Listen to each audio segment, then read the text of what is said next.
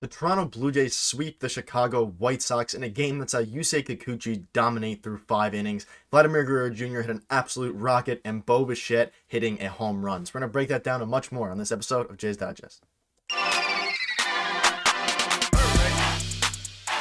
What's up, Jays fans? It's Gosse, your host of Jays Digest. And before we do get into this exciting game recap, make sure to hit the subscribe button. We're 200 subs away from 7,000, and that's a very important milestone. So if we can hit that, it would mean the world. So thank you guys so much for the continued support, and Peter will be back in the next one. But let's just get into this game, and it was a crazy game. It was a fun game, and it was a stress-free game. So let's just get right into it. As like the title says, the Blue Jays sweep the White Sox for their first sweep of the year. Now, what a series for the Toronto Blue Jays. The pitching was dominant, the hitting was dominant, and coming into today's game, and I touched on it in the game preview live stream, we just had to win this game. The Chicago White Sox right now are just not a very good team at all. They don't have Tim Anderson. They don't have Yoan Moncada. They're just not a very good team. Their pitching isn't good. Their hitting isn't good. Their bullpen hasn't been performing very well. So this was a game and a series that we knew coming in we needed to at least win, but realistically we needed to sweep, especially because the Tampa Bay Rays swept them just the series before. So the Blue Jays did just that, and today's game was huge. And I'll pop up the box score here now. George Springer went 0 for 1. However, he did get hit by a pitch and was hit in the hand. He stayed in the game for a little bit, but ultimately left the game with I believe it was a wrist or a hand injury, but x-rays were negative, so he should be okay. And of course, Bichette came in and pinch hit for him. He didn't do a whole lot there. Bichette went 3 for 4. Vladimir Guerrero Jr. went 2 for 5. You can look through the rest. We'll touch on the hitting a bit more later, but the big thing there is that George Springer did end up getting hurt, but it's looking like he's going to be okay. And quickly, we'll touch on the bottom of the lineup before we move on here. What a game for Santiago Espinal. He comes back from the injured list, goes 3 for 4, and just carves up Michael Kopech. Unbelievable game for him. And of course, the pitching was good as well. But again, the key and the story coming into this game was you have Yusei Kikuchi taking the hill. You have a day off tomorrow. You win this game against a very struggling White Sox team. And then it's going to lead into the game on Friday against the Seattle Mariners. And we did just that, and it was very, very good. And overall, just a very exciting game with the sweep there. But let's touch on Yusei Kikuchi now for a second, because Yusei Kikuchi and the pitching this whole series has been unbelievable. Now, of course, the White Sox offense isn't the best in the world, but that doesn't make a difference. You just play against who you're handed to, and they have some good hitters, the White Sox, and the Blue Jays just absolutely carved them up, and we'll show the things here. Yusei Kikuchi went 5 2/3, giving up 4 hits, 1 walk, and 8 strikeouts. He had around 90 to 95 pitches, so his pitch count was a little bit elevated, not too much, but a little bit elevated, so he wasn't able to get that 6 innings. But what a game from Yusei Kikuchi, bringing his ERA on the year down to a 3.00.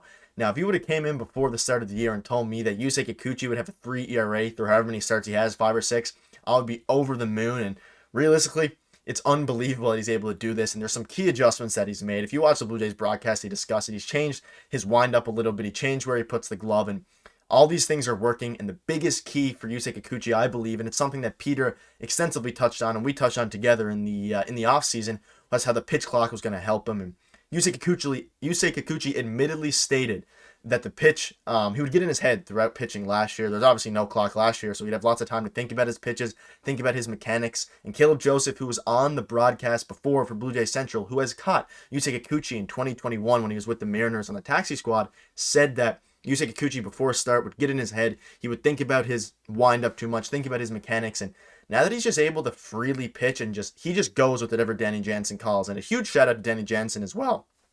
And you can see here, he didn't hit very well today, going 0 for 4, but he called the game phenomenally for the pitchers and Yusei Kikuchi. And Yusei would just take it, look at the pitch, throw it in, and would absolutely dominate. His fastball was 95 to 96 the entire game, and he can touch 97 as well. He has an electric fastball. He has this new cutter that is unbelievable. Of course, he has his off-speed pitches, his sliders, and things like that, but he made the hitters look foolish, only giving up 4 hits. And 1 walk, which is, again, the key for Yusei Kikuchi, was his control, is his location.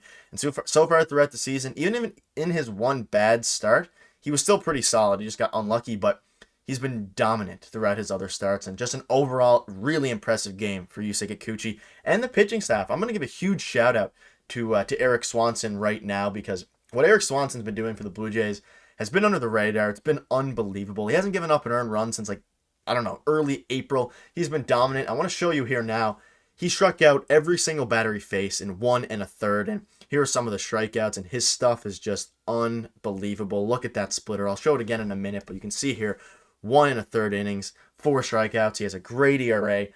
And he's someone that is really good against left-handed hitters, and that is something that is very important for the Blue Jays to have, because Tim Mayza is having a great year as well, but having a righty that can get out not only right-handed pitchers, but of course left-handed pitchers because of his nasty stuff and his nasty splitter, which you can see there. It's just, movement's unbelievable, and the trade's looking better and better by the day, because we also got prospect Adam Macko, and shout out to Teoscar Hernandez. He's been hitting well for the Mariners, who again, we'll see in a couple of days, but just an addition to the bullpen, and a bullpen that's starting to hopefully come together a little bit here now, which is something that was desperately needed, as Jimmy Garcia looked very, very good. Jimmy Garcia, looked great after his very poor outing against the Yankees, in which he gave up a 2-run home run to Volpe there to give them the lead. And Trevor Richards struck out the side in his top of the 9th inning. So what a game for the Blue Jays pitching staff, and they've looked dominant all series. But again, a shout out to Yusei Kikuchi, who has just continued to battle, continue to work. He worked so hard all off season, refining his craft. I'm sure Pete Walker had a lot of work to do with him, and he's looking very, very good. And some people on Twitter are even saying he might look like Robbie Ray of the couple years ago. So I don't know. Let me know what your thoughts are on that, and just what a game for the Toronto Blue Jays pitching staff. But as promised, we'll quickly touch a bit more on the hitting with Bichette and the bats come alive. I know I touched on it a little bit. I touched on Springer's injury, but let's break it down a little bit more. And again, we'll skim over the front here, but Bo Bichette went 3 for 4 with a clutch 2-out. I believe it was a double. The runners in scoring position for the Blue Jays, hitting with runners in scoring position, is slowly, but again, surely starting to even out. They're starting to hit with runners in scoring position. They're starting to drive in runs consistently with 2 outs, and it's something that, again, they started off so poorly throughout the year that you knew it would come back to the mean there, and it is starting to happen. I'll pop this here. The one clip. I had tons of clips for today's game. If I could have picked a ton, but I just picked this one for you guys. Bo Bichette finally got on the board with another home run. It's been a while. And, of course, we were already up a lot by then. But just shout out to Bo Bichette, who had an unbelievable game of the dish. And his hitting approach, his plate approach is unbelievable. Vladimir Guerrero Jr. went 2 for 5 with 2 RBIs. And he hit an absolute rocket that was, I believe, like 116 exit velocity on one of his doubles. It was unbelievable. Matt Chapman continues to get on base, continues to dominate.